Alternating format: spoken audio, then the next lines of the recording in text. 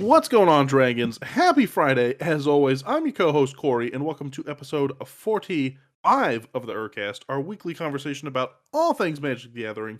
With me today, as always, the fire-breathing, hot take expert himself, right here in the Dragon's Den, my co-host, Cole. Ban soaring, bolt, ban soaring. No, I'm just kidding. Bolt the No, bird, bolt the bird. we could use a little bit of fire breathing, and down here in Florida, it's been pretty cold these last couple weeks, which is rare for us. So I want to bring the heat to the Dragon's Den tonight. You watch your mouth, sir, because I am trying to savor every last minute of this as I can before, that unwieldy tempest known as summer rears its ugly head. She is a finicky mistress, that is for sure. And Florida summer, just so you guys know, starts about January 15th. Honestly, I think we started a little bit early. We're getting ahead on our summer this year. It's supposed to be warming up by the end of this week, so don't enjoy it too Yeah. long. Hey, but so this week, you guys, we're gonna be taking a look back at some of the hits and whiffs of MTG keywords in 2024. Just now that we're hitting the end of the year, what keywords do we experience for the first time this year? What do we want to see come back, and what do we want to see kind of go away forever? Spoiler alert. I don't think there's going to be too many of these that we want to go away forever, but certainly some of them that this was just unnecessary. We have hot takes here, but I think we're open to a future with more mechanics. All right, so the way I thought this would be fun, Cole, is to rank these on our own pseudo storm scale. So I don't know if you're familiar with the Mark Rosewater patent pending Blogatog storm scale, Oh, I am just as familiar okay, with the Beeble scale. which is like its own chapter of the MTG Bible, of course. We all must study it to preach to podcast for MTG. You have to memorize the Beeble scale. It starts with Justin Biebel and it ends with Bob the Biebel. Billions of Biebels. Nice. That's a Beeble joke for any of the uninformed. Yeah, so those of you guys who don't know, so the storm scale is something Mark Rosewater does in regards to abilities, but also mechanics upon occasion for their likelihood to come back in standard specifically. But it has less to do with like its likelihood to come back so much as his willingness and desire to design for its return. So some of these things have come back regardless of where they sit on the scale from love it and it's evergreen to impossible. Some of the impossible stuff has reared its head again, but I guess not for a lack of him trying to quash it. Yeah, there, basically it's putting every mechanic and every ability on a 1 through 10 scale, where 10 is, you're less likely to see it. 1, your evergreen abilities that you see all the time. So even though it's a standard centric scale, it applies to us as commander enjoyers because we get a lot of the scraps and leftovers of standard sets. Some people might even say some standard sets are printed with commander in mind. So it definitely is a pretty general for what's going to be coming out in the future. What can you expect to see? And I think that it holds true that if Mark Rosewater doesn't want tons of land destruction coming into standard, you're likely not going to see that much land destruction in the next commander precon or anything like that. So Yeah. So what we figured we'd do today is we're going to do our own 1 through 10 scale of everything that came out in 2024 from standard sets, precons, all that stuff, ability wise, mechanic wise, and maybe even a couple things that kind of hit in between. And it'll make sense as we kind of go through it. But I guess to kind of give you guys an idea of where this scale sits, this is the current definition of the 1 through 10 storm scale. And obviously, we're going to have a little gray area as we go through ours. But level 1, or a 1 on the storm scale, are things that you are definitely going to see again. So these are going to be your evergreen abilities, your flyings, your haste, your trample and green. Those, like, you're going to see it every single set. It exists. Level 2 is things we will definitely see again, but not necessarily right away. So these are going to be more of your deciduous effects. So you're not going to see them in every ability or every set, Those will be things like your landfall. I believe clues is considered deciduous at this point. So things that you definitely will see throughout the year, but they're not going to be the forefront of every single set. They're going to be more of tools to fill in gaps as needed. A 3 on this scale is will most likely do it again, probably many times. So you are going to see it again. It'll still kind of fall into the not every set, but it will pop up. 4, you get into most likely to do it again, but they might have some gimmicks to them that make it less of a guarantee. So you won't see it as often, or there might be some wrinkles that get ironed out. Maybe it gets reworked into a new ability. Right. For example, things like coin flipping is a 4, or the phrase "can't be countered" is a 4 on the storm Mhm. scale. Yeah, I think one of the ones I saw on there that jumped out to me were, oh my goodness, it was basic land cycling. So you see it on like Ash Barrens, for example, but you don't see Ash Barrens in every single set. So it's things that pop up as needed, but you're not going to see them as nearly as much as everything above it. Sure. You get to a 5. At a 5, we're talking about kind of right place, right time. There's optimism that you will see it again, but kind of flavor or setting dependent. Whereas a 6 is kind of the same thing with a little less optimism. So you got to tamp it down just a little bit. 7 and 8 are kind of like you're unlikely to return.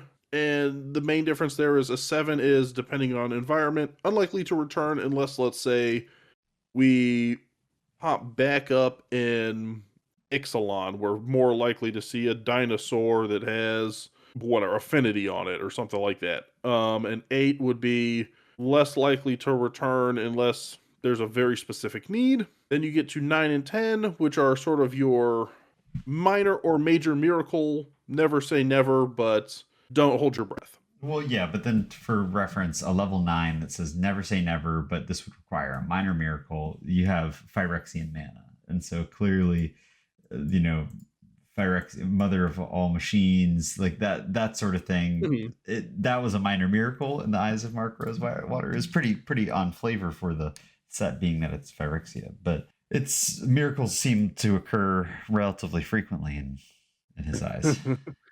Well, and I think another way to look at this too is some of these. If we look at the current storm scale, again, we got to take it with a grain of salt because this is going to speak specifically to standard legal sets. So things like if it pops up in Modern Horizons or whatever, Commander Masters, it doesn't really apply. But I think an interesting example I saw of this is Chroma. So Chroma is like an older ability that only popped up on a handful of cards, but would have things like if you let's say one was like a blue card and you revealed the top 10 cards from the top of your library, and then you could mill people for the amount of blue pips that are in there. Okay, So similar to devotion in a way, or kind of has been. so and that's where I was going to bring it up. So Chroma was like a 6 basically on the storm scale for a long time, and then Devotion got introduced. Chroma's now a 10 on the storm scale because the odds of you seeing Chroma versus Devotion are Minimal. wildly out Yeah. there. And I think there is an example of that we'll talk about that came out this year. Well, and looking at this list, I do want to also mention partner commanders being at a 10, being that this is an EDH podcast. How Mark has often gone on to say like that was a huge mistake in giving people the ability to cherry pick their colors very easily. So the partner Mhm. commanders that came out in like the 2016 set just kind of totally warped the CEDH scene, and have gone on to, they've adapted it to be friends forever, or they've adapted it to the partners with, so that it kind of Mhm. restricts. And so basically just taking these older, stronger keywords and evolving them to be more appropriate for the current ecosystem of whatever standard or commander. So I like it. Sure. So there you guys have it. So that is going to be our reference scale. So a 1 is actually going to be kind of opposite of what you would think. So if we give something a 1, it's sort of we want to see it as an evergreen ability, put out as many of this ability or card as humanly possible. A 10 is Please, please, never. I don't want to see it ever again. It can be buried somewhere deep, deep down in the recesses with chroma, apparently. Okay, So, but I will say, all right, go. I feel like 10 levels is too many. I think we should break this down into a 5 level system. And rather than everybody have to remember what level 6 is versus, we're just going to go in terms of strength of rainfall terminology. So everybody should know this from maybe fourth grade. But your level 1 is going to be a drizzle. It's sprinkling, perhaps. Level 2 is going to be rainfall. That's, kind of standard. Level 3, it's a downpour. You're going to want something like a coat, a raincoat, or an umbrella. A torrent, you might want to stick inside for that one. And then lastly, being that we're here in Florida, our level 5, never say never, is a hurricane. So keep your wind You meters know, on, because these are some 110-mile-per-hour breezes coming your way. you say never, but I'm pretty sure we've had a record number of hurricanes this past year, so I don't. It feels like every ability we're going to talk about then is probably coming back. What goes around hopefully does not come around in that case. So All right. So, without further ado, I've got them compiled in a mix of alphabetical, but also there's a couple you'll see we've kind of fused together based off of what makes sense discussion wise. So, Cole, we're going to kick it off with your favorite. I know you are a big proponent of this, and I feel like I've spent this entire year just bad mouthing it over and over again, and that's going to be face down mechanics.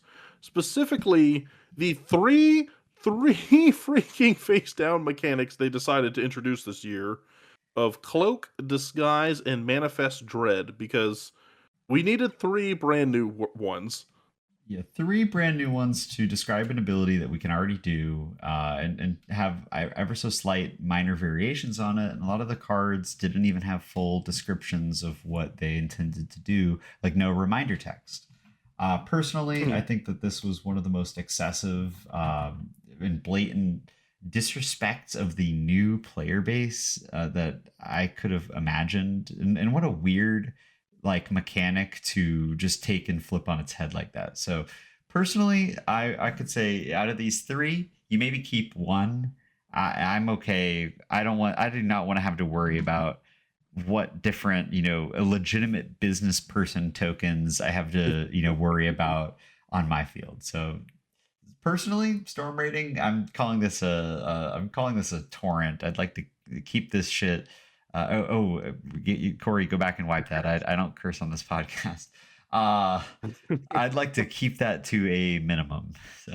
Yeah, I completely agree. So, I've made the joke that I've been trying to spend this year just obliterating these, but I do feel like if you rewind the tapes, there's got to be like me bringing up some 5 different episodes this year of just bad mouthing that commander deck, bad mouthing this whole concept.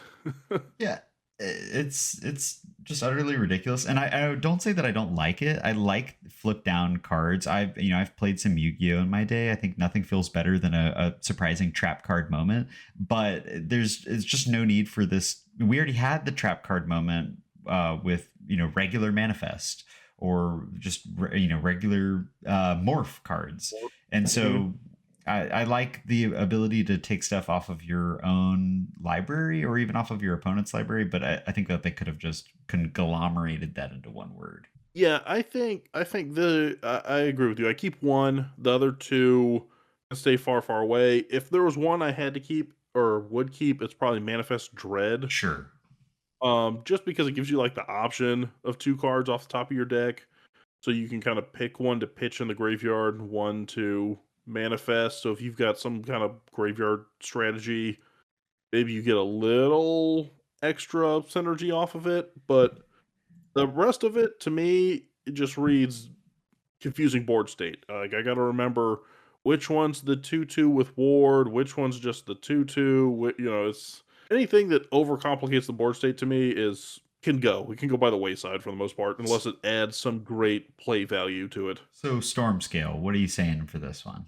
This is a big fat quattro, sir. Let's torrent it up. This might be the Torrent. first time in ErCast history that we agreed on something. Yeah, That's a level 4 for me too. We'll I put that one in the think I think books. it's a 4. It's a 4 on Cloak and Disguise. Manifest Dread might get a 3, maybe in the right setting. I Yeah, wouldn't mind seeing put it them come all back. together. Close skies dread or something like that. Like I may come up with a whole new word just to make it all one. Dreaded Cloaked Disguise. A Yeah, cloak is a something. disguise, and in most meanings of the word. So That's true. Okay, next up, from the same set, well, Manifest Dread wasn't from the same set, but we're going back to Karlov Manor. our favorite. Collect Evidence. So this was where you could exile cards from your graveyard up to a certain mana value in order to get an ability. So you'd have a card that would say like collect evidence 6, so you had to exile 6 mana worth of card value to get whatever, a boost to your attack or to investigate or whatever the case was.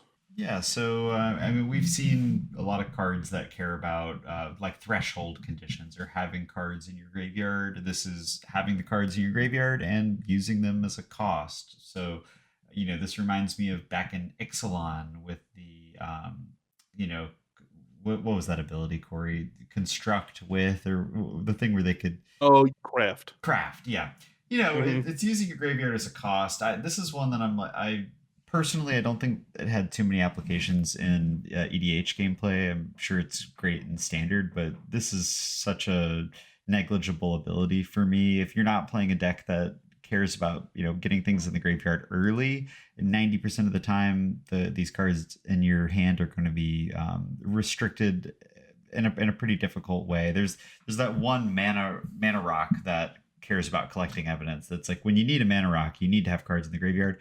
You're not going to have them when you are just Hmm. starting the game. So personally, this could go either way for me.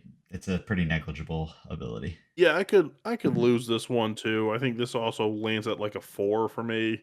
Like if it pops up again, so be it, but this kind of hits in the same sense of the last category where we already have an ability that you could use for that, like dredge. You already have a dredge ability where you could take stuff out of your graveyard, exile it to usually for summoning creatures and stuff like that, but what is this doing that dredge doesn't do for me?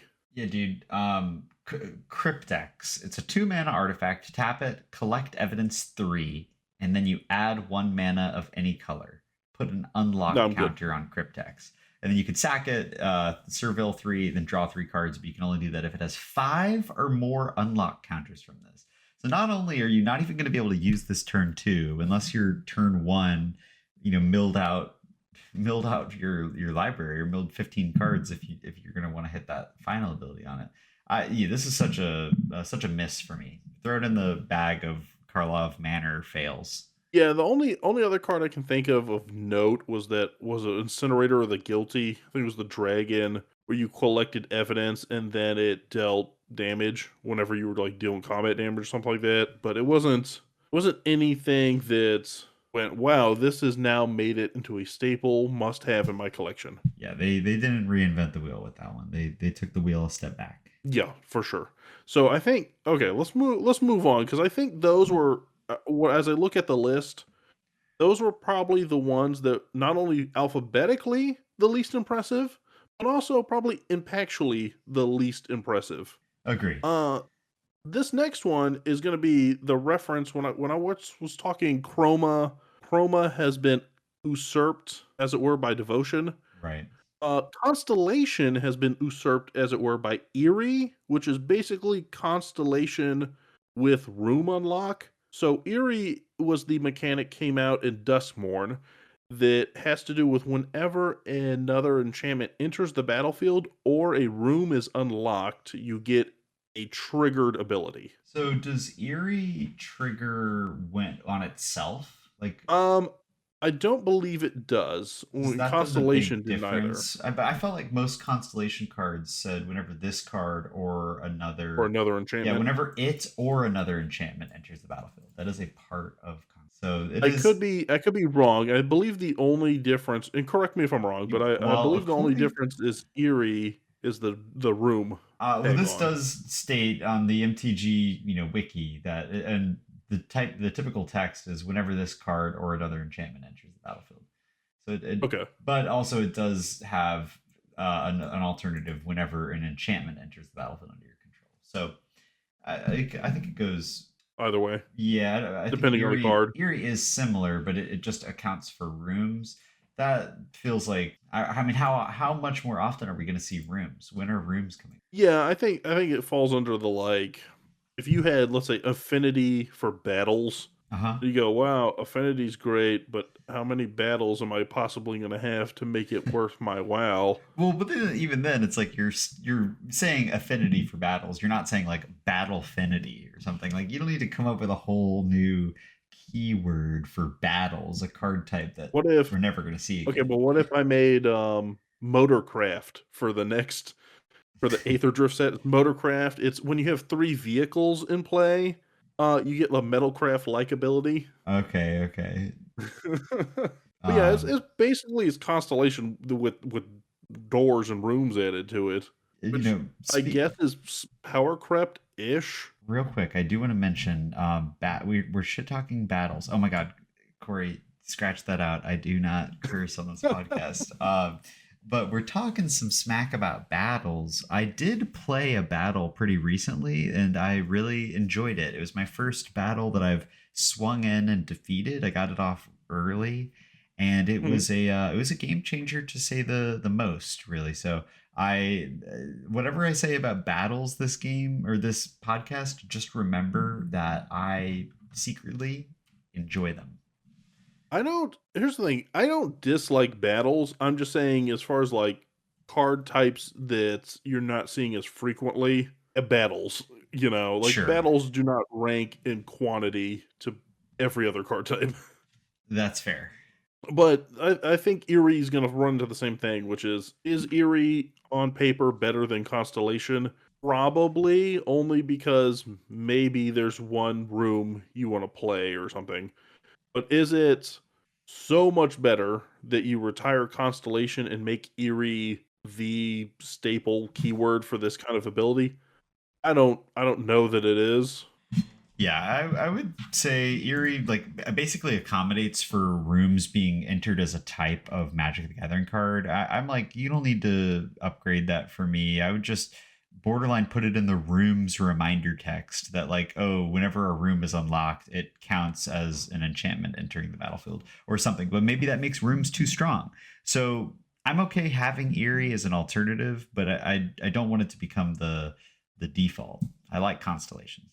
Call me a old head for that. But I Yeah, I started think this playing like near the Theros era, so is Yeah, I think this is a 3 for me, which in this case will mean in the right setting. Like, if you've got another eerie, spooky kinda creature and you go, "Oh, Constellation's for more mythical things, but I've got some ghoul that needs an enchantment kind of effect. I'm gonna call it eerie." Alright, sure, whatever. yeah. All right. Well, I think we can settle on 3 for that one. Okay. Now, let's skip over to Bloomborough real quick for our first Bloomborough ability. I know Nice. you're a huge Golgari Bloomborough fan, right? I don't know where you got this assumption, but I will yes and you and say sure. Sure. Forage. Uh-huh. That So, that's the thing. Forage is your squirrel-based ability that gave you the option. It's like a modal ability, Cole. It's a modal Uh-huh. ability. It gives you the option to either sack a food or exile 3 cards out of your graveyard Oh, to so get it's an collect ability. evidence with extra steps. That's what you're telling me? It's collect evidence if collect evidence had a food token involved, or it's escape with a food token involved. Well, that's just nuts. It's an acorn joke for everybody at home. Yeah, I think this is sort of like they had abilities for the other ones, right? Like there's 1,000 treasure-based abilities out there. They already had investigate for clues. They just went, "We need something for the food." The food! Apparently consume can't be used because it's already taken. Is it? I don't know. I don't believe so, but it should be. Devour is, and if you're playing the cinnamon Devour. game, it is. Yeah, I like. I mean, I like that food has gotten such a buff in the last year with like the Lord of the Rings set coming out. Pretty recently, in terms of a couple years ago, and the Forage set upgrading what you can and cannot do with food, because like everybody knows, life gain is kind of historically one of the weaker archetypes. So giving Hmm. yourself an alternative to spend on food but still enjoy either the flavor of it, but that's a food joke for everybody at home, or just giving you more options to work with like an artifact token deck that isn't treasures making mana, because sitting down against a prosper deck or something that's going to start pooping out treasures at a massive rate, you can kind of be like, all right, well, I probably attacked the Corvold player, right? Like I'm making food, I'm gaining life. This guy is making treasures, sacrificing the treasures, drawing cards. Oh, and now you have the mana from the treasures to play those cards. It just gets out of hand. So Forage, make food as strong as you want. It's never gonna compare to like treasures. So I like it. I like this. I like this ability. I do like that there's like an alternate in case you don't have food, but I don't know that I really care for the name. Like, I wish this was food exclusive and it just had a name like indulge or consume or eat or cook or something like that. Why isn't there an ability that just says whenever this creature attacks, it cooks, and when it cooks, you get a food token? All right, let them cook with that one. I like that. Yeah, yeah. But that being said, I kind of like this. I think this might be the first one for me that moves above a three. This might be a two for me because I could see it. I could see this popping up on the pseudo regular with like animal cards and green. Yeah. So and so forages. Oh, it's an adventurer. He forages. Like there is a thematic bit to it if you've got the right cards. So yeah, I mean, I do agree with that. I'd like to kind of stick around the three for me. This is a squirrel centric mechanic. I don't need it to be spread out to the whole menagerie of animals, but I like it with squirrels.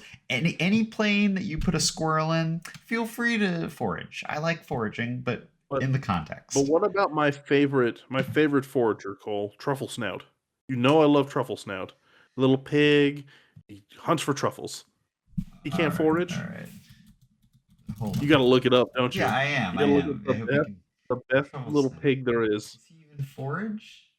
No. He gets truffles. Of course he forages. Well, then that's a pretty big oversight on their point, and because boars and there's a lot of He foraging. roots. He roots in the undergrowth, so he should have forage and undergrowth. I don't know what the undergrowth ability would be, but he should have it.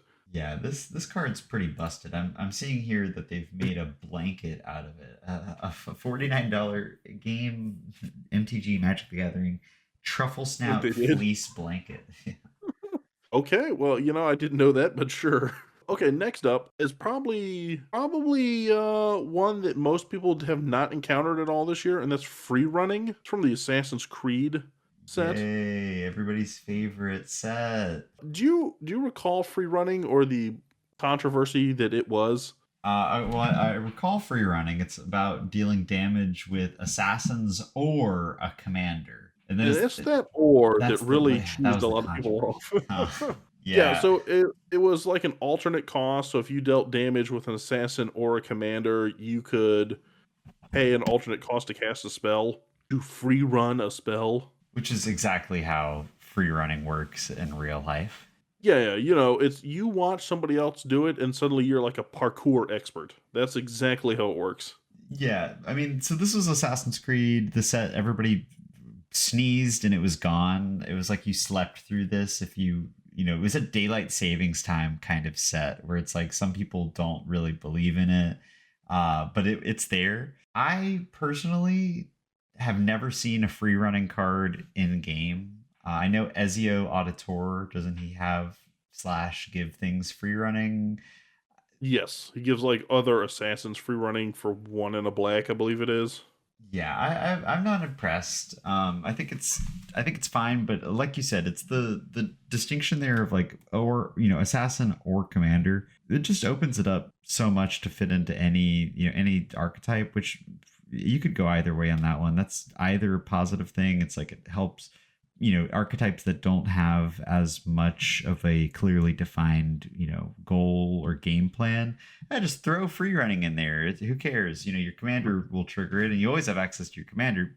But also I can see it being like assassins are kind of a niche kindred group, and I Mhm. like them having unique things that aren't just mill related. Or it's fun to have kind of a cool, oh, only goblins do that, which goblins do everything, so that's It's maybe a bad example, You're but you right. know what I mean. It is sort of like if a ninjutsu for assassins. But they realize that there's like 1/20th of the assassins that there are ninjas. So they realized that this ability was too narrow, and they went or commander. We have to make these cards desirable and playable.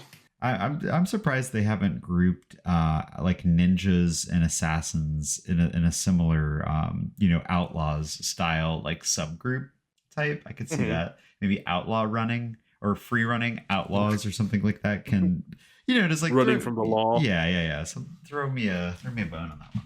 Um, where do you sit on this one? Because this was not my cup of tea. I stand by. I haven't seen it. I haven't played against it, so I don't feel like it's that crazy. Obviously, I don't think it needs to come back unless you have a lot of assassins, similar to the squirrel scale. I'm gonna go ahead and give this a downpour. That's a level 3 ranking for everybody at home. Yeah, Uh I'm gonna vary from you. I think for me, this is my first hurricane. This is my first five. wow. I don't want to see it because I worry that this would open the door where next I got to look at, oh, what are horses? They need gallop as a keyword, and And we're just you gonna wouldn't make be wrong. ridiculous. That would be awesome.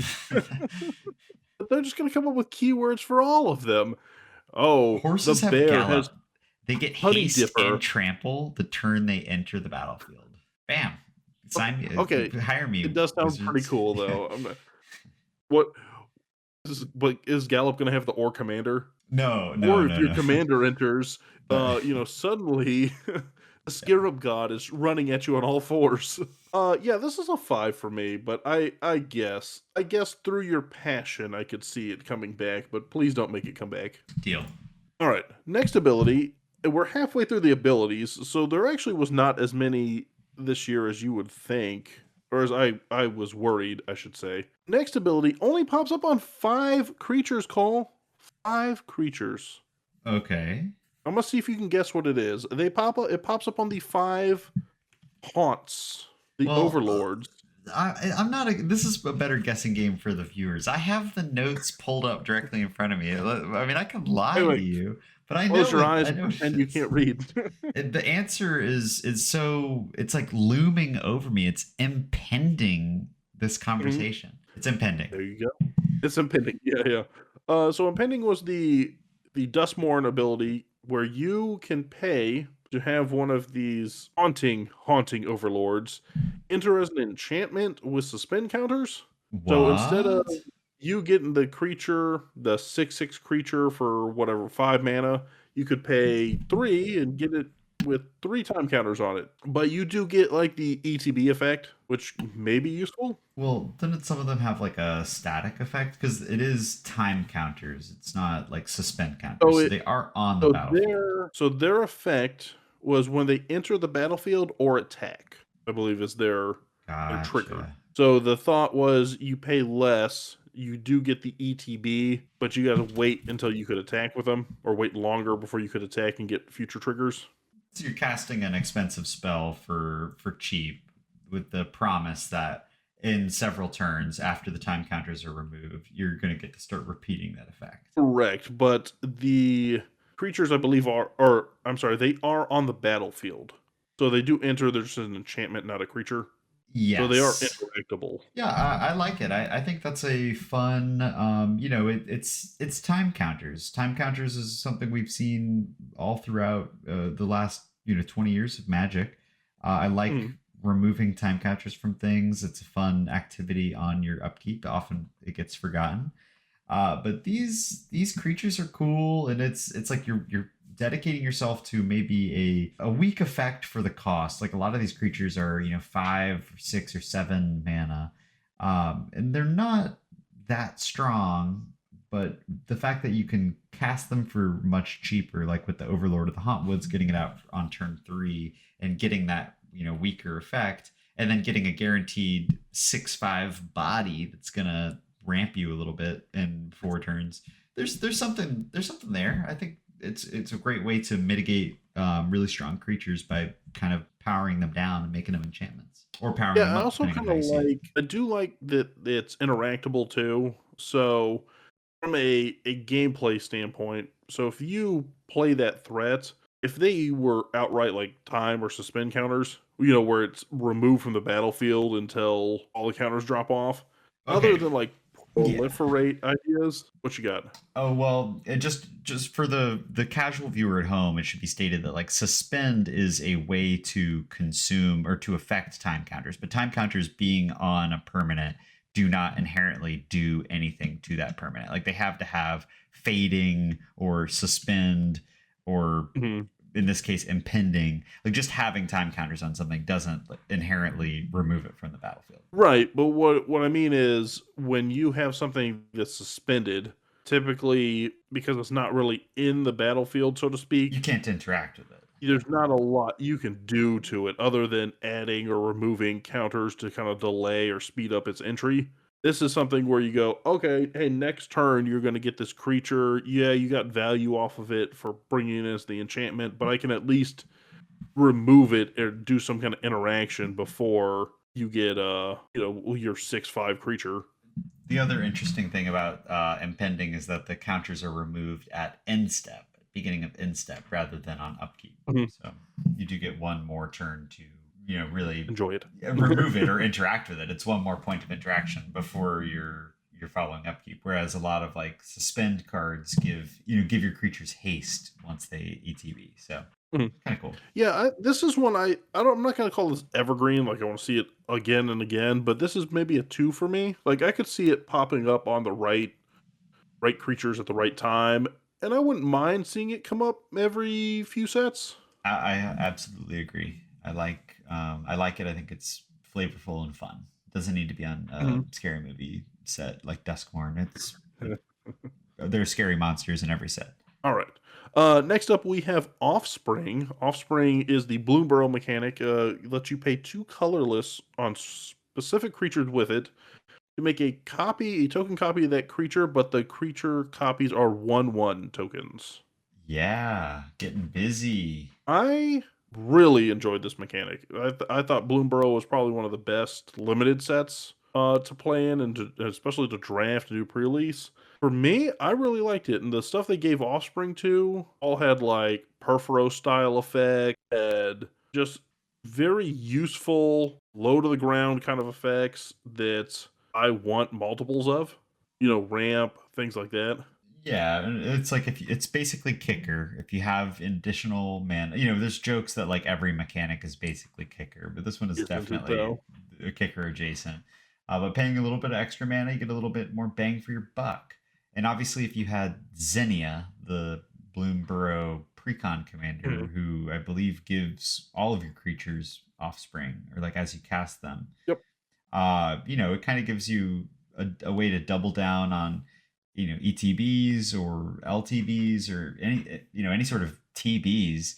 And the secondary thing that, oh, it's not just a copy, it's a 1/1 copy. It's affected by, anything that's illness in the ranks, or anything that hates on small creatures. It seems fun. It seems free, it's cool, and I personally loved the flavor of like a lot of the tokens in the cards that had offspring inherently on the card.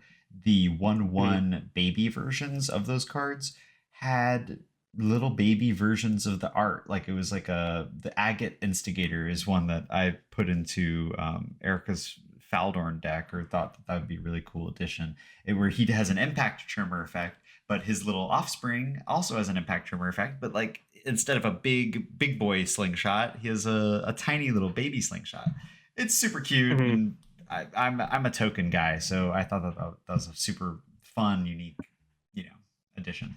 Oh yeah, I also really enjoyed the possum. Was it Root Weaver Druid? I Uh think huh. it's the mana dork because the same thing where the token is just a little baby possum. I really like I said, I really enjoyed this. I thought it's great for like those little utility creatures like the impact trimmers, pinger, lizard, the possum, mana dork. Like if you had stuff like that, like if you had a creature that was just what's a common effect like instants and sorceries cost one less to cast or something, and Sure. you went okay for offspring. Now I've got it, and I reduce my instant sorceries by two. Or you do that for reducing artifact costs and things like that. General I think rule: that would be a great. two is better than one. Two's better than one, and like you said, it's a kicker cost, so early game, you can get your base level effect. Late game, you can pay the offspring, get that modality out of it, get that extra benefits. For me, this was as close to a evergreen ability as I would like to see, other than maybe the next thing we're going to talk about.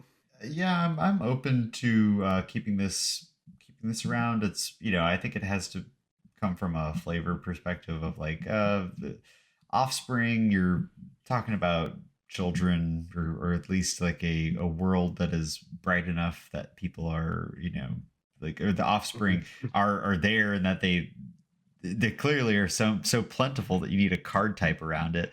I like keeping it in kind of the more lighthearted planes, such as Bloomborough, but I'm open Mhm. to. I'll put this one at a two in that sense. Next up, and I think this is one I spoiled by already saying that this is probably an evergreen for me. We're gonna combine two here because they're basically one and the same. That is saddle and mount. So saddle is the ability, mount is the actual mechanic.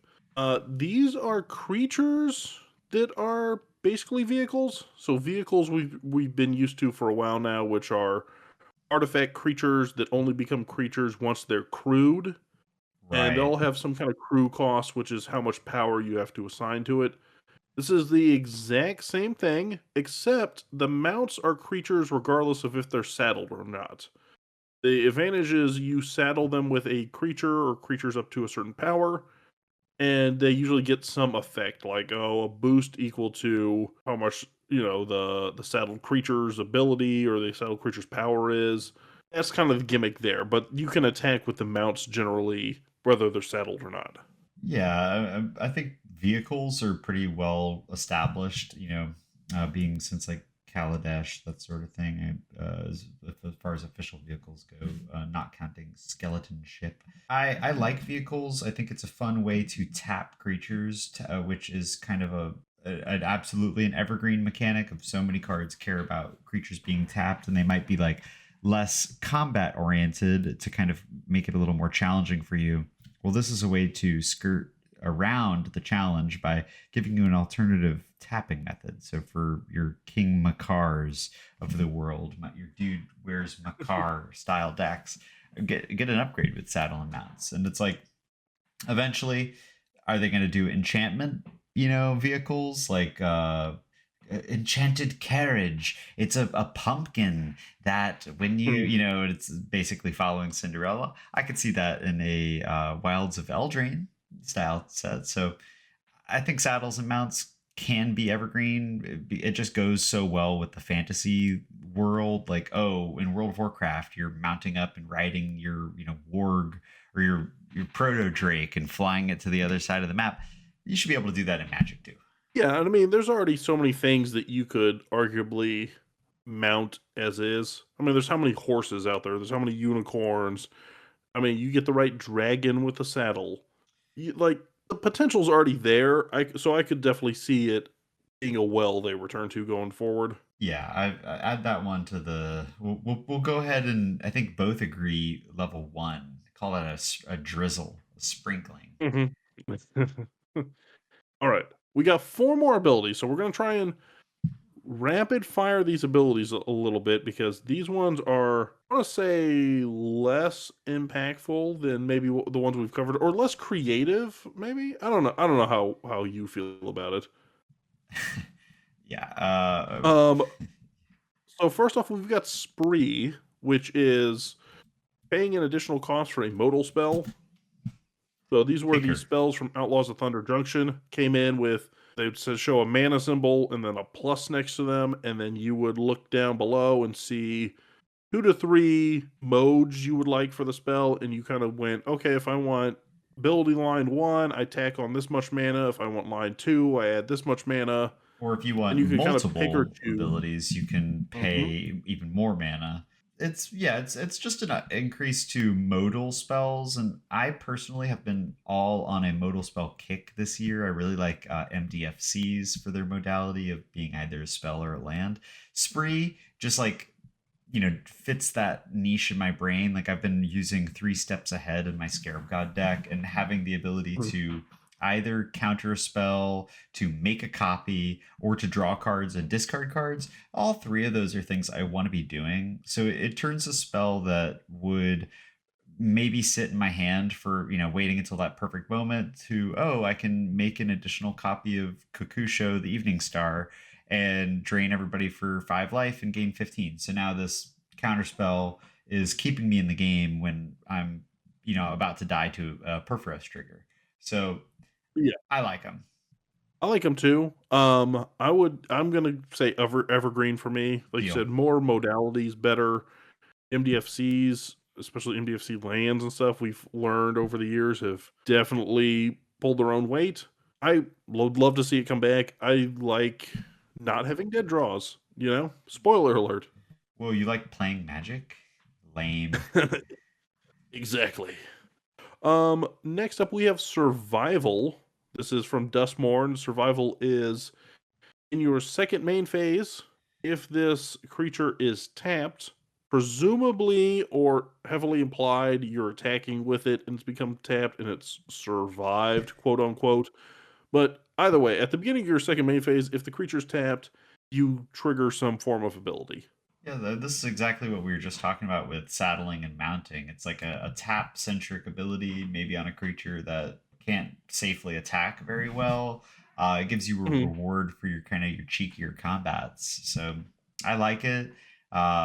It seems like a pretty evergreen capable ability. It's something that every set has creatures that if this dealt combat damage, you get a reward for it. This is basically that. It just doesn't care too much about the damage side of things and rather the actual tapping. So whether that's combat or a inspiring statuary, you're trying to find ways to tap this thing Mhm. before your second main phase. I think it's fun. Yeah, I think this is already an evergreen ability, whether you think about it as survival or not, because there's already a bunch of creatures out there that are like, whenever this creature becomes tapped, do blah blah blah, or this triggers or that triggers. So, I mean, why not? It's basically just saying that as a keyword as opposed to adding a whole line that says, whenever this creature becomes tapped, and it's adding on a timeline, like it needs to be tapped at this exact phase of the game. Yeah. So yeah, I'd like to see it come back. I thought it was a fun mechanic, probably underplayed in Dustmorn because people were more focused on rooms and enchantments. Well, Next, yeah, go rooms and go go. enchantments were way more interesting. This is not a super interesting one, and that's why I think it's a safe evergreen Safe. ability. See it again. Yeah. Next is one that I definitely undervalued until I saw you play this deck, and that is Suspect. The Absolutely. suspect was our murders at Karloff Manor. We strike again. This one you got to suspect creatures, and it gave them menace, They can't block. and they cannot block. Now, I kept confusing this as in my head. I kept confusing this as like it gives them menace and goads them. It does not, in fact, goad, but it kind No. of goes hand in hand with goad. Well, mainly because of the number one suspect commander, which is going to be Nelly Borka, which from the very beginning I was hyped on and has remained one of the few precons that I purchased this year that I play, semi regularly. I which she cares about suspecting and then goading all characters that are or all creatures that are suspected. So I think it's a lot of text. When you see the little hat, the somebody might hand you a little guy wearing a disguise and put that. I've drawn out little fedoras for the Mhm. creatures that I suspect. It it is, if you do not know what it is or if you're a newer player, it's a lot. Like it's menace, which if you don't know what menace means, you're already like, well, what's menace? And then it's also it can't block. Like it's a combination of two different keywords and styling them as one. Like for the rest of the game or the rest of this creature's instance of itself, it is menaced and it can't block. You know, it, I like it. I enjoy playing the commander. I don't imagine that this keyword will come back too often unless you're playing a crime based like maybe we see in the Aether Drift, you have kind of criminal driving, baby drivers or whatever. Or You might, Tokyo Drift. yeah, you might have some suspect there, but otherwise, I'm okay leaving this one in specific scenes. You Contextually, we've know, called it four. yeah, I would call it a 4-2, but you know what you did just let me know is that in Aether Drift, we're going to see Offspring come back because, as you know, it's all about family. Show me how to lie. I'm getting closer all the time. That's an Offspring Oh, joke for anybody listening at home. so that's the third thing I got to bleep out of this episode. No, Copyright don't bleep that one. infringement. That one's good. Turning all Ripping. against the one is a art that's hard to teach. Now dance. Oh wait, almost Oh, had to yeah. cut something out of my end. Yeah, yeah, yeah. All right. Last but not least, this is the final ability, Valiant. Oh, that sounds foreign. Are you familiar with Valiant? Valorant? Yeah, I play a little bit of Valorant. Yeah, yeah, yeah. Um, Valiant was the from Bloomborough. It basically is heroic, just with a slight alteration of it being like the first spell or ability that targets that creature. well, and then Heroic only cared about spells, not abilities. Yeah, and heroic was so much more fun. Heroic was cooler because it was from Theros, which is when I started, playing basically. So it's automatically in my mind way cooler. But Valiant is a little more versatile, and the once per turn restricts it to not being super breakable. But it's once per Mhm. turn, not once on your turn. So you can abuse it 4 times in a turn cycle, which is kind of fun. I suppose. This was basically the mouse ability, the Boros mouse ability from that set. Yeah, that's fair. Is mouse a different creature type than rat? Yes, it is, sir. That's Yes, it awesome. is. See, mice are primarily in Boros colors, whereas rats are now primarily in Grixis colors. Fair enough. I'll Yeah, accept that. yeah. Now you know. Yeah. I mean, this was okay. I don't know that it jumps out to me so much that I need to see it 1,000 more times. Yeah, it's something. It's like you said, it's the upgrade of heroic. It's something that could very easily be evergreen. Just being that Boros creatures that want you to cast spells targeting them is a pretty recurring theme. So I'm happy to slap that on non-mouse creatures, even though I made a stance against foraging and that being particularly squirrel based. I'm just going to go out on a limb and say any keyword that is primarily associated with vermin should Mhm. be not that way. Like, can let's get these vermin keywords a little bit of a break. Little Like, I don't want to start associating the word valiant with a rodent nice. I would feed to my pet snake.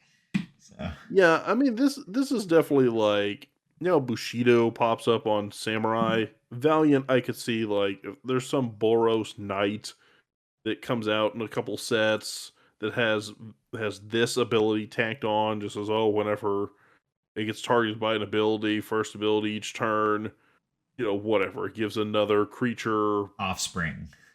yeah, or first strike or something. Yeah. So So that's like this is like a 2 to me. Like I can see it pop up without upsetting me. yeah, I'd argue it's hardly even a keyword. Call it a 1.5 for me. We'll call that a One and a half word. a sun shower. That's when it's raining, but the clouds are not out. The sun is still in the sky. Okay. So that does it for all of the abilities. Now, I do want to look at all of the mechanics, or, I want to gloss over some of the mechanics as well. But I do want to do a quick rapid fire with just you, Cole. Okay. So I have 5 things in front of me here. I'm sorry, I have 6 things in front of me here. Okay. I'm going to throw them at you. These are card types, and I'm going to use types in quotation marks because some of these are not really types specifically, if that makes sense. Like they're not necessarily like enchantment, We're not battle, too whatever. strict here at the or Yeah, cast, yeah. Corey. Our viewers are Okay. smart. They'll get it. I'm gonna throw these out at you. Yeah. I want a quick gut check from you, and then we'll look at mechanics. Okay. All right. Number one, cases. Cases, enchantments. Call that a 4 torrent. Very specific to the set. Get it out of here. Okay. Room enchantments. Those would be another subtype of enchantment. Yeah, I mean rooms are going to be a little bit more common, but still they're pretty particular. We're going downpour, but I do like the mechanic of having a split enchantment you can do at different times, kind of like classes, that sort of thing. So you'll call it a 2 or a 3. Okay. This is something that is not exclusive to 2024. This happened way, way back when with like Arabian Nights and Three Kingdoms and all that stuff. But return of historical figures. So we're talking your Cleopatra, your Socrates, your Leonardo da Vinci, your Anne Bonny and Mary Reads. Yeah, I think it's a dangerous game, making real people into magic cards because real people did things that hurt other people, or maybe they, you know, were responsible Of for the questionable deaths taste. of many real people. So I think, or even if you look at the celebrity secret layers, like I love Post Malone, but God forbid he gets canceled in the next coming year, and then I gotta fully disassemble my Post Malone themed deck. I think I like the concept of it, but I don't like the I don't like the concept of it. I middlingly enjoy the concept of it. We'll go ahead and call that one a hurricane from me. Take real people out of Magic. Okay. Um, this is a first that is brand new to 2024 though.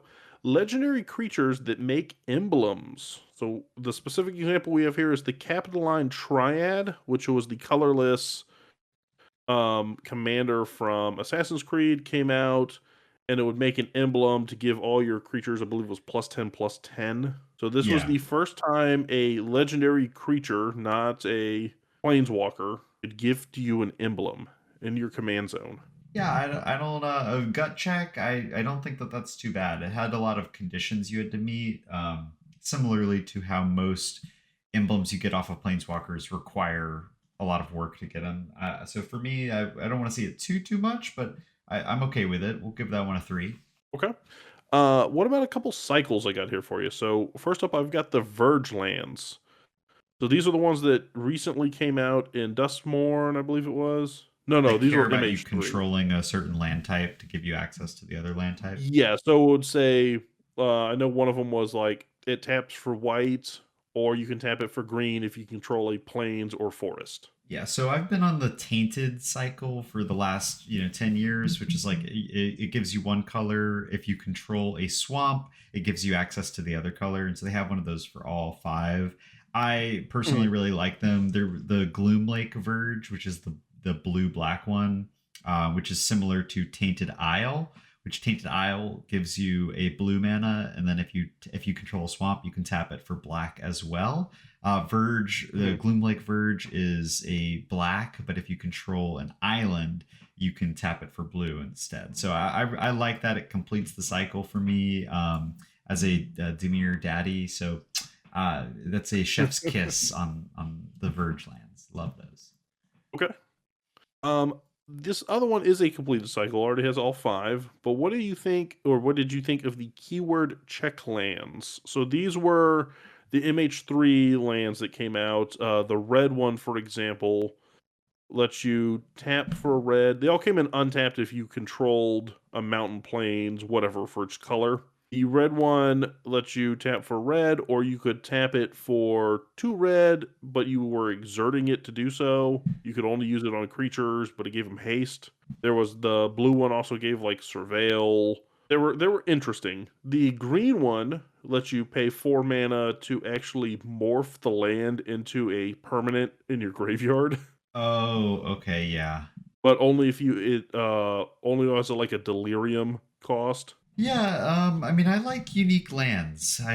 Lands, like you said earlier, can sometimes feel like dead draws. If you're drawing 5 lands in a row, you're gonna want your land to be able to actually have some sort of utility. By the end of that, it's you need gas, and sometimes these are the gas you need. I think they're strong, but also obviously they're limited by the fact that they come in tapped if you do not have the proper land types. This isn't a card you're going to be seeing in multicolor decks that care about having like a Field of the Dead land base. You're not going to be Hmm. getting the value out of these that you would in a more monocolored deck that has like 20 mountains or something to that effect. So I think anything that increases the power of a monocolored deck is also great. So sign me up. Sure. Okay, now mechanics. Let's look at some mechanics here. 2024 had an interesting amount of abilities. Some, honestly, were kind of forgettable to me when I was making this list, where I was like, "Oh yeah, Forage did exist this year," or "Oh yeah, there was Suspect." The mechanics, though, really fell off the radar. Where half of them, I was like, "Okay, I definitely remember mounts, and I definitely remember some of these on here." There were other ones I completely forgot of entirely. Well, I'm excited to go through the list. I think there were a lot more abilities than mechanics, and in my mind, a lot of these are more memorable as defining characteristics of the set. Hmm. So let's Okay. see. So, kicking it off from Outlaws of Thunder Junction, we have crimes. Crimes, in its own sense, have really existed since Alpha of Magic, but have not been codified as a specific mechanic until this year. Yeah, So, this is you doing anything whatsoever that targets or looks at or so much as says a peep about your opponent's board or yeah. hand or deck. Yeah, this is definitely. I remember when crimes were revealed, there was some joking that, like, everybody's always like, "Oh, please don't interact with my stuff." Everybody gets mad when you interact with their things. Well, now it's been codified as being a crime to interact with somebody's board, hand, or Hmm. library in any way, shape, or form.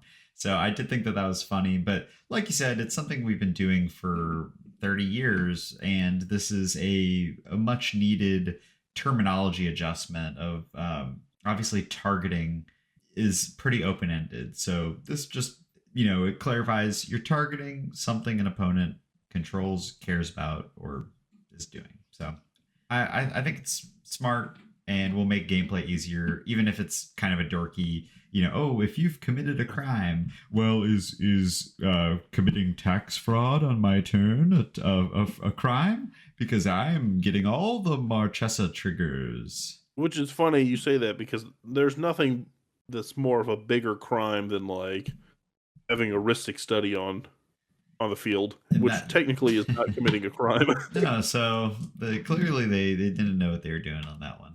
But yeah, no, I agree. I think this just makes sense because now it opens up a whole bevy of abilities you can print on cards that say whenever you commit a crime, do X, Y, and Z.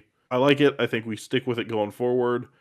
I think the committing a crime verbiage is maybe a little Thunder Junction y, Right.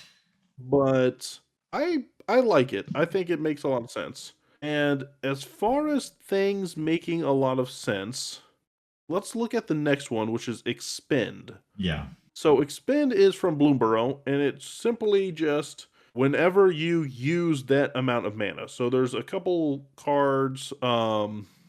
Junk Blade Bruiser is one of them. That's like whenever you expend 4, it gets buffed till end of turn. So expend is literally like once you've spent your 4th mana doing whatever, activating abilities, casting spells, whatever it is, you trigger an ability. Yeah, so you're not like, you can't just tap your lands and say, "Oh, I've spent my 4 mana." You have to actually pump it into something. This is just Mhm. another, it's rewarding something that we already do. It's not taking a massive stretch to say like some cards should care about the number of things you've cast in a way that's different than Storm, because Storm, the mechanic that this Storm scale is named after, is something that Mark Rosewater said was so busted it will never come back, and yet here we see Storm in the Marvel set upcoming. So I don't know how true that is, Mhm. but I have no qualms with expending and rewarding people for spending a certain amount of mana, because if you're not able to refill your hand, like it's not something you can do every single turn. Yeah, I think the only hang up I've heard people say on this is that you're already getting a reward for spending the mana, and that is whatever spell you're casting. Yeah, but if you were to play a enchantment that said whenever you cast a spell that's 4 mana or greater, draw a card Yeah, or complete whatever, blank. that's Yeah, basically same thing. expend. That's what's the difference? If anything, it's like less busted than that kind of Yeah, because you're generic restricted. wording.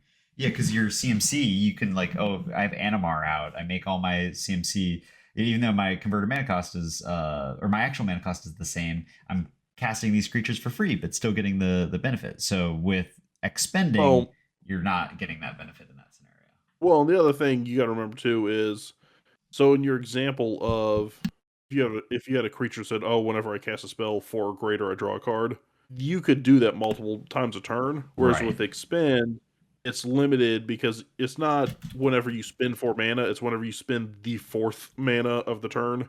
So you're kind of limited, like once per turn cycle or once per turn, so 4 times per turn cycle.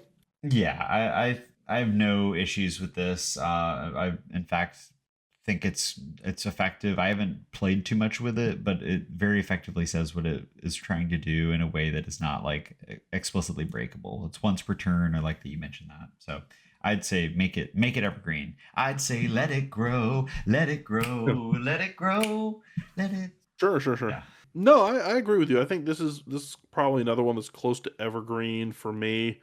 I really enjoyed it. So when I did Bloomborough pre-release, I actually built Gruul raccoons, and Oh, I had so much fun just tapping out. There's one that's like Teapot Slinger that says whenever you tap so much mana, it pings damage to any target. okay. Oh, I had so much fun for this like little 4 or 5 mana thing going like, okay, I'm spending 4 mana and now I get to hurl 3 damage at something. Like it let me I could just get a lightning bolt off whenever I wanted or Rewarded whenever I for needed. casting spells. It felt good. Did feel good. Next up, also from Bloomborough, gifting. Gifting is now a mechanic. I think this falls into the everything is kicker kind of category. But Agreed. this is the your spell does blank unless you give somebody a gift, and if you give them the gift, you also get some added benefit. And usually the gift is you let them draw a card, or you give them like a 1/1 tapped fish token. Or you give them an extra turn. Yeah, or you give them an extra turn so that you can phase out and do your thing. I like this. I'm more of a political player in general, so I saw this as just a fun aspect, especially in a 4-person table, because I could maybe cast a counterspell that blocks Cole's thing, and then make the promise of the card draw go to player 3. Right. Encourage some other benefit there. It is like an interesting social dynamic that I really enjoyed, and I would love to see this come back more frequently. Yeah, I think like gifting somebody a tapped fish was kind of a funny, when everybody's like, "Oh, the furry set is coming up with Bloomborough," and then they're spoiling cards, and it's like, I don't even know if this is real or fake. That's such a ridiculous phrase. Gift a player a tapped Uh-huh. fish. I do. I think, yeah, I like the increase of political capabilities of like being able to help somebody out, but giving somebody a tapped, 1/1 is like, you're not making any favors. You're not making any friends with me for giving me a tapped 1/1 at on turn 12 when homie has 18 tramplers like that. What's And done it's is done. tapped. So I Yeah. yeah, I think it's fun. It's no need for this to be restricted. It just increases No, and I think sociability. So I like it. Yeah, this is definitely like a commander focused ability too, because I know Bloomborough was a standard set, but in a one-on-one setting, you're not gifting somebody like, here, draw a card so I can do whatever. Like, no, I'm not turning over card advantage. Maybe I'm giving you a fish for some advantage, but that's about it. But in a four-person setting, it's a whole different dynamic. Yeah, my deck in EDH is a Voltron tapped fish deck. I rely on other people giving me a tapped fish. I have no creatures in the deck. Then you scoop it up. Yeah. All right. Fallout. We didn't talk about Fallout yet too much, Cole. Well, it It goes to also say how came out this unique it past was. year. Yeah. Um, Junk tokens. Everybody kind of thought that this was going to be the new wave of blood and other non-treasure tokens. Yeah, it's impulse draw at its core. It's reasonable to assume that this could stick around with the big three: treasures, food, and clues. Blue. Yeah. Does it stick around with the big three, or does this? You think this falls under the next tier? That's sort of like your blood map. Yeah, It's it junk ended up token. sticking with the blood. It turns out when you need like a little more resources, it just isn't as ubiquitous enough to like it doesn't have the support to become like the big three. It's always going to be one of the secondary tokens until we finally get a junk themed set, which quite frankly with the state of the game nowadays, every set's a junk themed deck. Am I? No, I'm just messing around. So yeah, I like it. I really liked that the robot, like Rosie, she seems like a fun mono red option that for generating card advantage. Like when you attack other players, you make junk tokens. That everybody likes card advantage, so sign me up. Yeah, I think for me this is like a two. Like, it comes back. It comes back in the right set. Sure, It doesn't hurt my I would. feelings to see this in any Yeah, it set. doesn't hurt Yeah. my feelings. I'm not like hyper opposed to it. It is what it is. Okay, we talked about crimes, but who commits those crimes other than outlaws? Oh, So grouping this a is creature your type. this is your grouping of creature types of rogues, assassins, Pirates, mercenaries, pirates. bad I guys. think that was it. Generally Yeah, bad guys. ilk. That ilk. Yeah, so these kind of came into the whole like whenever an outlaw does something. I think this is like Wizards got tired of printing commanders that said, "Oh, so for every Leviathan, sea serpent, shark, like instead of having a running list, they're just like outlaws. Whenever an outlaw does this." Yeah, I like the idea of merging subgroups because it kind of gives like support for okay, there's not very many mercenaries. There's 20 mercenary cards. Well, I want to play a mercenary deck, but I want to get the benefits of some of these like newer cards. It opens you up for that kind of gameplay where we can now say maybe Narwhal wasn't a useless creature type, or Camel from the card Camel isn't a useless creature type. We can kind of round that back and put it with all four-legged hoof beasts. Mhm. Like I think that that's a fun and harmless way to give power to weaker creature groups. So I enjoyed it personally. It was such a theme in Outlaws of Thunder Junction to be like, oh, this town ain't big enough for the both of us. So I'd be definitely more open to this not being so flavorful. Like you can get a little more sea creature, like as you mentioned. Like it doesn't need to be flavorful. It can be generic and benefit from that. Yeah, no, I agree. I could see it coming back for other ones. Like maybe there's one that's like some kind of lumping of horrors, nightmares, zombies, vampires. Like they just call them dread or something like that. Yeah, All right. ungulates is the word I was looking for, which means hoofed mammals. So there'll be your camels, your deer, Yep. your elk. Elk, Yeah, yeah, yeah. horse. Makes a lot of sense. Oh, you can even put pigs, I believe, are considered ungulates. They are giraffes. Yep. Yep. Yeah, yeah. Well, see, we've already got a very shallow one, even with all the Sheep. stuff. and goat and It's gonna be hippopotamuses. it's Hippopotamuses gonna are be ungulates. Ungulates. it's gonna be led up by what? Feldegriff and Ilharg. Well, yeah. Give me an ungulates, Um, commander. so next up, we've got plotting, looting. Yeah, this is another similar in the vein of foretell. You're playing something that everyone can see, but they know that you're going to cast it at a later date for free. Yeah, I think the only difference here is foretell was in theory supposed to keep you or save you mana, right? Like, oh, I can foretell it for 2 because I don't have enough mana to spend to cast it right away. I can kind of like pocket it for another turn. Sure, there's other applications. Whereas, That's one big one. yeah, whereas this one here is sort of like you're plotting it because most of the effects are okay. When this enters, do blank equal to like the amount of spells you already cast or the amount of creatures that died this turn or something like that. So you're waiting for that opportune turn.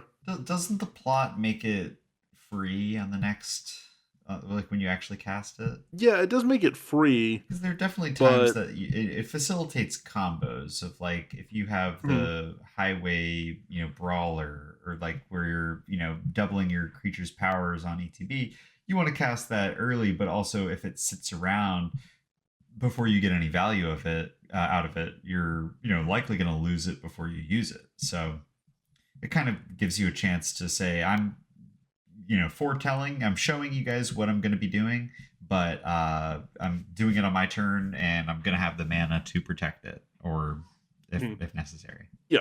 Yeah, I don't mind this one. I mean, I think the other big difference is with foretell, you don't show people what you're casting. You pay 2 when it goes face down. Yeah. This one, it's like I'm plotting it, and you know what I'm plotting.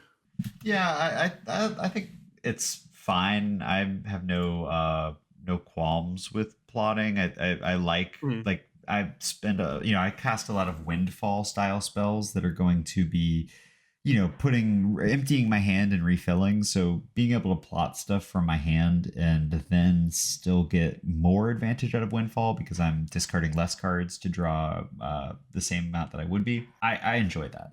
It feels good for me, and it's Yeah, everything's out in the air, so you don't get that trap card feeling, but still, it's fun. yeah. This to me is like a 3 out of 5.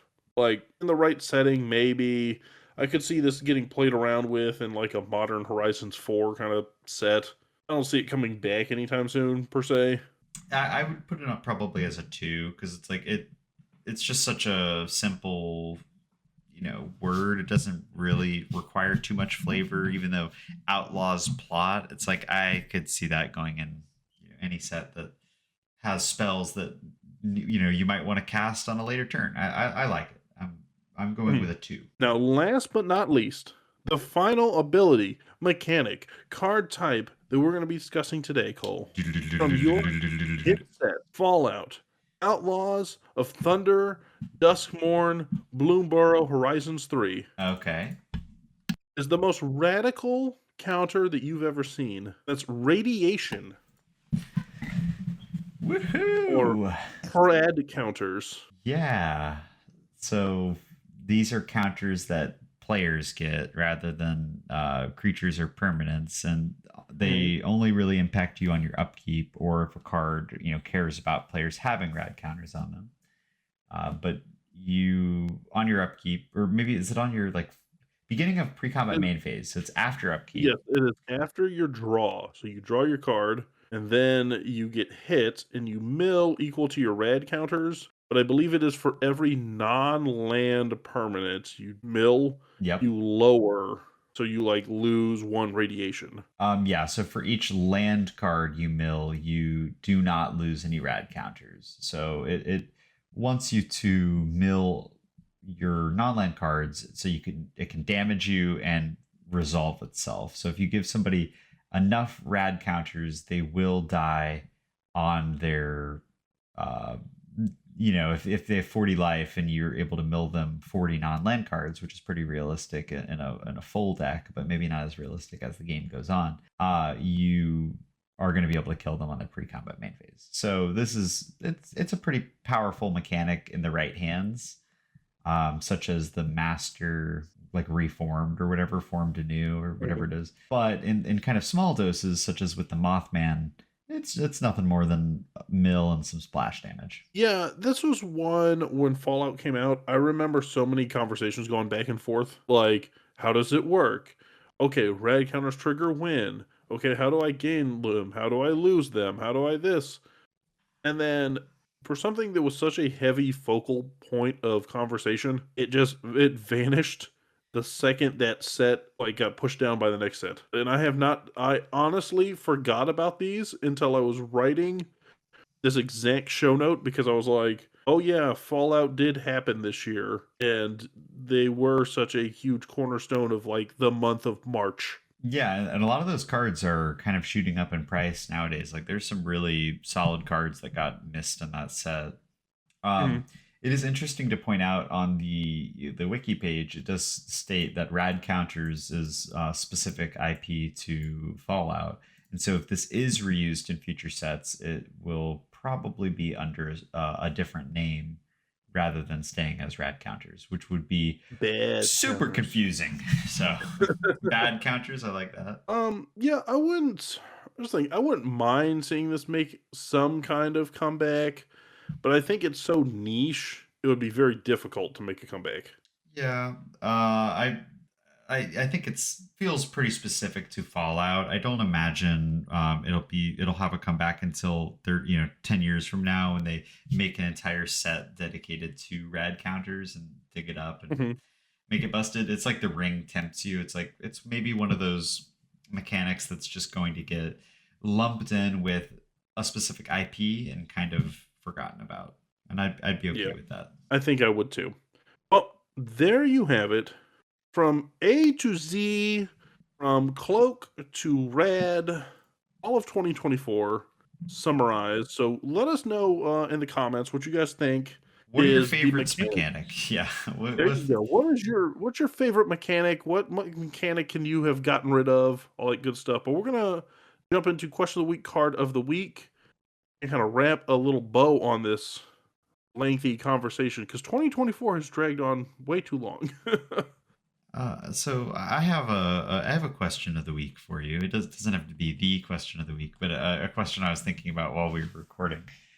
Uh, if you had to remove one of the generic evergreen keywords, which one would you Mhm. remove? So we're talking, your tramples, your flyings. This isn't even just removing it from future prints. This is removing Just it from like the game obliterating it. entirely. Yeah. Um, of the evergreen ones or just ability in general? I'd say of the evergreen, like these staple abilities, like you're ripping out every single card that has flying, Sure. or you're ripping out every single hasted trampler. Something an I evergreen version. would I think okay, so if we're looking at evergreen, I think I would have to come down to either first strike Wow, or reach. wow, reach hater. Yeah, This can't be because I real. love my flyers.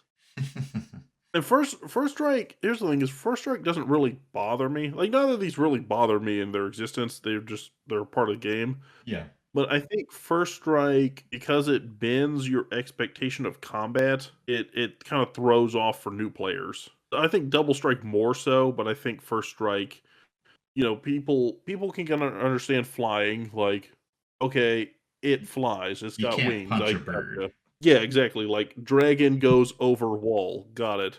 100%. No explanation needed. Yeah, but first strike breaks down the combat step into two different steps, and you're like, all right. Well, at this point, if some people just have a hard time, wrapping their head around Yeah. that, especially new And then players. reach, I think I would have to say because it's so inconsistent. Like when you look at what it gets applied to, right? So in theory, archers get reach, right? Like if you think about it for the most part, archers get reach, spiders get reach, tree folk get reach, but like not all of them. Uh huh. Archers, it makes sense. They got arrows, they'll shoot down a bird, right? But how come Nylea, who is like big lady archer, she no got reach. She's already taller than the trees. She could snatch them out of the air if she wanted to. So really, your complaint is with inconsistency and Correct. false representation of abilities through weapons in Magic the It's Gathering. not evergreen unless it's on every green creature they could reach. Oh, that's a good Yeah, answer. I guess that would be my my thoughts on that. That's a What good about answer. you? What would you obliterate? I would get rid. Let's just say I'd like to see a future of Magic without banding. I'm just kidding. That's not evergreen. Without Uh, flanking. I'd love to see a future without. Flying is so tedious to me. Like if you're not playing flyers, your flyers are so strong. When I'm playing a deck that has nothing but flyers, it's seen as an annoying deck style because nobody can block anything. I just let's just call it quits while we're ahead and take every single flyer and remove them from the game. That's maybe destroying entire archetypes, dragons, birds. I don't mind.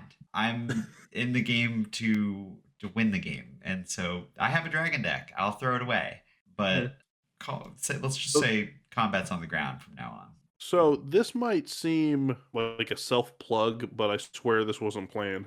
So I have a concept in a game that I've made, right, that has flying, quote unquote, Uh huh. but it's not called flying, it's called hover.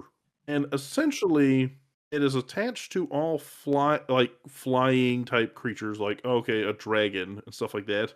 It doesn't impact combat, so combat's still on the ground, but the difference in this game is that all creatures with hover aren't affected by like terrain type boosts and stuff. They have So levitate and via yes, Pokemon.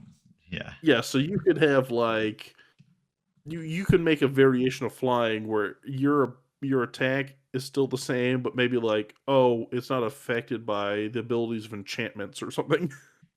Enchantments that don't have reach. Now you got to have a whole subtype of enchantments that have reach. Yeah, I think that that's a cool concept, and similarly, there's a game that I think I've plugged before, Slay the Spire, that Uh-huh. has a type of villain in it that are these flying birds, and they fly, which basically gives them double like the toughness. Like all of your Mhm. damage against them is halved because they're in the air, and you're going to be like less accurate. But after you've damaged them three or in later levels four times, they are grounded, and it like crashes them down. They're stunned for a turn, so they're not going to Well, attack you, and then their damage is returned to normal. So it's kind of a more much like defensive ability. gravity in Pokemon. So that's a Okay. great yeah, I think that's some fun Weird. discussion. Is sure. Now, not to shortchange the viewers out there, but we do have an official question of the week. No. So I've recently dipped back into the anonymous app that we discussed like an episode ago. I Uh-huh. fished out this other anonymous question, and I'm kind of curious. I want to see. We're gonna test Cole's like starstruckness in general. Oh yeesh. So the question is there another creator or person in the magic space that you've met or had the chance to meet and have gotten starstruck by? So honestly, in my days, this is such a better question for you, Corey, because you have met some of the all stars in the magic sphere. Mhm. I would say nobody has. I'd like to think of myself as a somewhat humble person, or like I kind of. I don't think I get too starstruck. So I've met some cool people throughout the space, but it's I'm more starstruck by the kindness of our friends that we've like I am starstruck when I get the chance to work with anybody in the magic space, Mhm. and that we kind of give each other the support and help each other grow. I'm very grateful for that. But I think this is a better question for you. You have met some serious big time, players. So not to insult anybody that I've had the pleasure of chatting with. All those little small fries out Right. there. But Um, yeah. I actually, what's funny is when I was reading this, I did have a story. And I don't know that I even told you this story. Okay. So this is from Gen Con this past year. I think I've told you. I think I've told you a portion of the story, but I don't think I've give you this other aspect to it. So I'm at Gen Con, and you know that I was playing like the Mystery Booster Draft 2 situation. Right. Okay. So I'm doing Mystery Booster Draft 2. It's the first ever drafting of the set, and there's like everybody and their mother and all million YouTube subscribers at this table. Like the Command Zone's there, Rachel Weeks is there, Olivia, like you name it from the top like 15 creators, and they're either sitting at the table or they're meandering around the outskirts of the table, right? Okay. So I traditionally am pretty good at those kind of events as far as just they're treating these people like they're normal people. Like, how are you doing? Oh, how's the convention treating you? Yeah. I don't get hyper starstruck. But I do have an embarrassing moment that I'm sitting there, I'm playing my first game. It's against Lua Stardust from Scrybabies. Okay. So her and I are playing. She completely wipes the floor with me. Like hands down, she good. She good and she a better drafter and she just destroys me, right? And As it's you like a might best. expect. Yeah. Listen, I had low expectations going into this, but yes, as you should expect. Uh So it's like a best 2 out of 3 scenario. So she like dominates me 2 games. I don't even stand a chance. I get just blown out of the water. okay. So the event is being put on by Gavin Verhey and some other like Wizards of the Coast publicity types, like Uh-huh. marketing Uh-huh. types. So Gavin comes by and he's like, "Hey, who won?" Because we're gonna mix up the pairing so they can pick who's gonna win the overall tournament or whatever. Okay. And I Collusion? was so no, I was so like enamored by the conversation I was having with Lua because she was like super sweet. We were talking about she was doing like a show later where she's into like burlesque and some other stuff. Uh-huh. So we were talking about like other hobbies she has and all kinds of stuff. Like we were just kind of chatting a lot about hobbies and personal stuff and personal life and that kind of thing. Yeah. And I was so enamored with how sweet, like sweet and genuinely kind she was, that when they're like, "Who won?" I stuck my hand up, is like without thinking about it, and she also stuck her hand up, and I was like, well, I think we tied because I won out of this scenario." Like as a quick trying to cover for it, But and I was so embarrassed afterwards. oh well, she's super nice. So that was probably a funny moment, a funny anecdote for both of you guys. Yeah, and now if I ever see her again, I have to like profusely apologize because I was like, "Ooh, put my foot in it." So yeah, that would probably be the most I've gotten starstruck, and it literally was. I was just so lost in conversation that I was like, "Yeah, yeah, whatever. Yeah, somebody won," and I just naturally stuck my hand up. She definitely looked at me, not nastily, but she definitely looked at me for a second, like, did this guy lose his mind? Like, is he trying to snipe my victory? Well, it's fair for you're a stranger and quite frankly a sniper of people's victories quite often with the True. decks that you play. It So is what I do. Um, but hopefully hey, thank you for your question of the week. Hopefully you didn't have to wait too long for me to dig through this app and find it. And hopefully that answers it. If you guys want to leave us a question of the week, you can do so in the comments down below or on any of our social medias, whether that is Blue Sky, Threads, Instagram. I'm not really on Twitter as much anymore, probably for my own mental health and the health of society. fair. But you can always comment on there as well. But leave your question of the week. We'll try and get them answered as best as we can. But with that being said, Cole, card of the week. What do we got?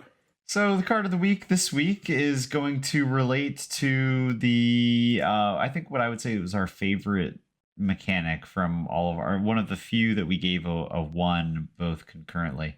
And that's going to be the saddling slash mounting mechanic. This is a card that I think got slept on, but is pretty solid. It's similar in nature to a dark confidant type. It's a 1 and a black for a draw engine called the Caustic Bronco. This is a creature, it's a snake horse mount. Whenever Caustic Bronco attacks, you reveal the top card of your library and put it into your hand. You lose life equal to that card's mana value if it isn't saddled. Otherwise, each opponent loses that much life, and it has a saddle cost of 3. It's a 2/2. So, ideally, you're playing this on turn 2. Maybe on turn 3, you play something with 3 power. You can immediately saddle it up.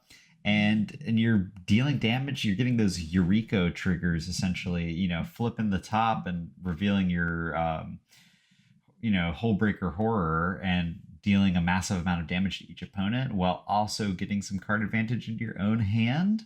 I love this card. And so even it's a little bit more specific, but it's at its core, as long as you're attacking with it, it is a Dark Confidant. It's stronger than a Dark Confidant because it's a 2/2 versus a 2/1. Dark Confidant meaning the same kind of the first effect there, where you reveal the top card of your library and put it into your hand, and then you lose life equal to the CMC. So this allowing you to deal damage to other people. I have this has been a standalone card from this year in Magic for me. Saddle up. We need more saddling, 100%. Well, guys, I think it's going to take us to the end of today's episode. I know it was a bit of a longer one, but we had a lot of abilities to work our way through, so settle down, people. But thank you for making it to the end of today's episode. If you would like to follow us, you can reach out to Cole at loveandmana.mtg. Where are you hitting it up by, Cole? You're on Threads. Did you make it to Blue Sky? I'm on Are Blue you Sky. flapping with the people? Flapping with the people. I have a Blue Sky at Love and Mana. I believe Love and Mana. So maybe hold the MTG. loveandmana.bluesky.social. Whatever. But you can find Cole at all those places at loveandmana.mtg or not.mtg. He's out and about. You can reach out to me. loveandmana.bsky.social. Okay. .bsky.social.mtg.com. You can find me at Sleevecard, or you can reach out to the podcast at UrCastPod or contact.urcast@gmail.com. Those are the places you can leave us a question of the week. Card of the week suggestions. I know Cole sometimes is frantically running out of ideas, so if you want him to review Counterspell, if you want him to review Ordain, Opt, Preordain, any of those kind of things, he is ready, willing, and able to make those cards of the week, depending on your demands.